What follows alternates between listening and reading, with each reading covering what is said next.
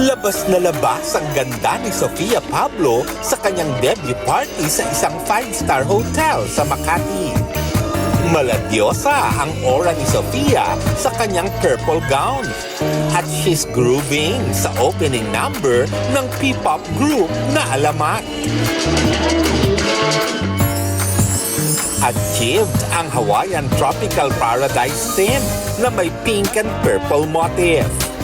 Star-studded ang birthday party at masayang-masaya si Sofia dahil dumating ang lahat ng mga taong mahalaga sa kanya.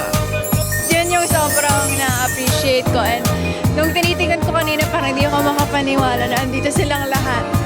Present sa party, sina GMA Network Senior Vice President Annette Gozon Valdez, Senior Vice President for Entertainment Group Lilibeth Razonable, at iba pang GMA executives. Very Gen Z ang atake ni Sofia sa isang debut traditions. Ang 18 Roses, ginawang 18 TikTok dances at nag-transform ang gown ng debutant into mini dress. First dance ni Sofia, si GMA First Vice President for Program Management, Joey Abacan. Nakasayaw din niya ang ilang handsome Kapuso stars tulad ni Ruru Madrid at Miguel Tan Felix. Last dance niya ang ka-love team na si Allen Ansay. Dumalo rin ang iba pang malalaking bituin ng Kapuso Network at ng Sparkle at marami pang iba.